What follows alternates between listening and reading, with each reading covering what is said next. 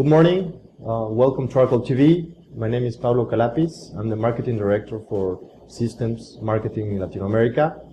And today we're interviewing Rick Heteringhton, the Vice President for Hardware Development in Oracle. So welcome, Rick. Thank you. Nice to the show. So I want to start with the first question, Rick. Oracle is investing very hard, in R&D for Spark. Yes, indeed. Can you comment on the latest announcements, improvements on Spark? Certainly. In September at Oracle Open World in San Francisco, we announced the T3 processor, third generation of CMT, Spark CMT, that was preceded by Niagara 1, Niagara 2, and now T3. T3 is based on the Niagara 2 core. There are 16 cores, 8 threads per core, 128 threads in that processor. Externally, it has the same concept that we had developed on Niagara 2, that is the notion of a server on a chip. So integrated memory controllers, integrated I/O, integrated networking functions, all in one piece of silicon. So we express that in systems from 1 socket to 4 sockets, and we call that the Spark T3-1, -2, or -4. What's in our labs currently in post-silicon checkout is T4. So we've redeveloped the core itself. So the core that we're using on T4 and the next 3 or 4 generations of processors was developed in 2006. We started the development of the BT core, and what we're focusing on there is bringing much higher single-thread performance into the CMT line of processors.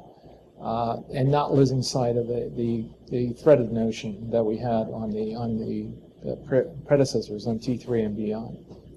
So that's the T4. That's in the labs. We hope to be finishing that up by this time next year. It'll be available in systems. So that's what's happening currently. Then, of course, the roadmap that we do show to customers include the M4 series, the M5, T5, and beyond. They'll be based on that core, but expressed a little bit differently in terms of the frequency and the core count. Okay. So can you explain which will be the difference between, the Spark processors and the x86? Well, there are similarities and there are differences. I think that if we start at the instruction set architecture level, of course, x86 is based on complex instruction set computer. So this is CISC technology. What does CISC mean? It means that instructions require many more than one single cycle to execute. So they're decoded and they generate micro-ops in the pipeline. So that's essentially it. Spark is based on RISC technology, reduced instruction set computers. So that's essentially the difference. They were developed years ago, and so instructions have been added to both architectures.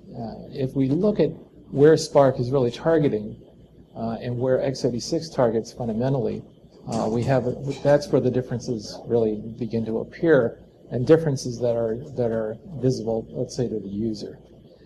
So Spark is really server-centric. So it's developed, and much of what we insert and architect in that processor is for servers. And this is servers that can expand from a single socket all the way up to 64 sockets in the future.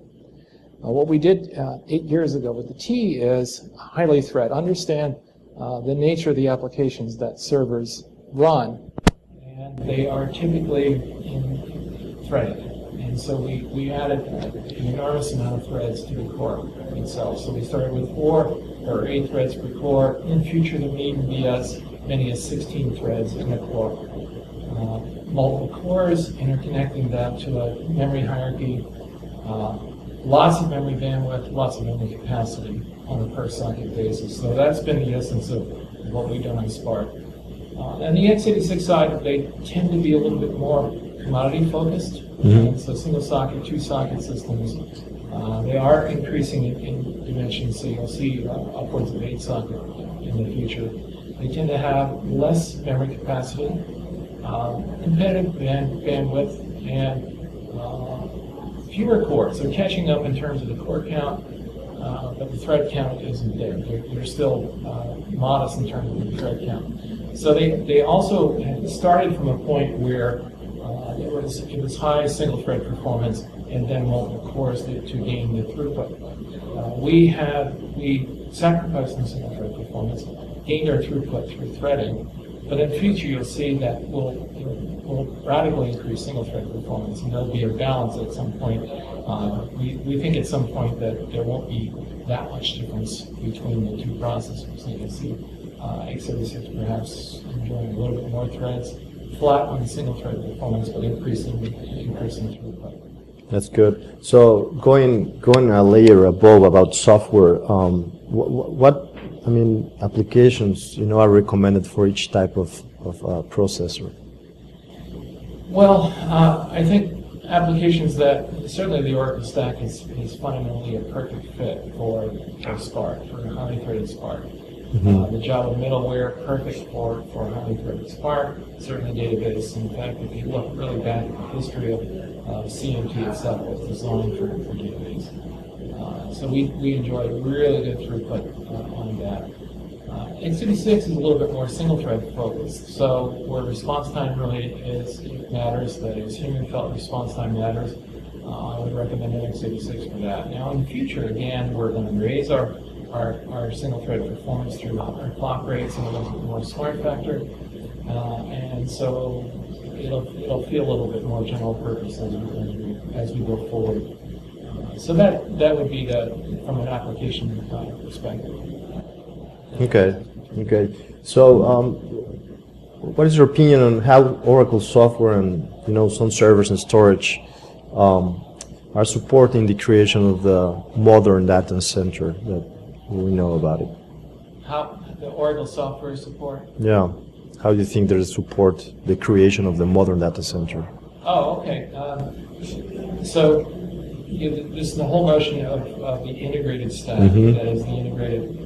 So as we joined Oracle and are working with our colleagues in the software area, that is the stack as it's defined with the very next layer above hardware would be the virtualization layer, operating system and applications. We work very closely with all the leads, architects in those organizations to assure that we have a highly integrated solution that is tuned perfectly for the underlying hardware, that is the Spark hardware that is highly threaded with multi-core. So switching gears, talking about green IT, it's in most discussions of IT departments these days. Is there a way you can explain, how Spark processors can address this topic? Yes. If we go back to the introduction of the T1 processor in 2005, this was an enormous breakthrough in throughput versus power consumption. So we pioneered the whole notion of low power processing. That processor, at the time, we were replacing 6 Intel boxes with one single chip, essentially, and it was around 200 watts, 250 watts in that area for that entire server. And since that time, we've been doubling throughput with each successive generation. And so the doubling of the throughput in multi-socket systems based on CMT technology has increased essentially the power consumed by a single server, but the throughput, that is the performance of those servers, has gone up dramatically, at a much higher rate than the power has gone up. And if you look at where we are today and where we're going in the next couple of years with the performance on a per socket basis, it's equivalent to what you might see in a chassis-based system, and systems that may consume 2 to 5 kilowatts in one single rack system. So I think we're paying very close attention to that. We continue to add features for power management, continue to add features in our software and our firmware to power manage these systems. So what's important is idle time is a really important metric. That is, when servers are in their idle periods, we want to draw as little power as possible. And at peak levels, we want to make sure we're as efficient as possible. Okay, so you save power, you save energy, you save cooling, absolutely, space. Okay, yes. Very good. So last question, Rick. Can you explain how Spark, processors family are competing these days against, the market vendors? Right. Well, with T3, the introduction of T3, T4 coming really fast on the heels of T3. These are highly competitive products. So in multi-socket configurations, we compete head-on with all of our major competitors. As we go forward, we're going to see that the M line and the T line will improve in performance in dramatic ways. So we're on a scale of every 2 years, 2x performance improvement. We measure that in both response time and throughput. So as we get out to 2015, I think we'll see some performance levels that'll really astound our competition. Okay, great. This is great. Thank you, Rick, and please stay tuned on Oracle TV. Thank you.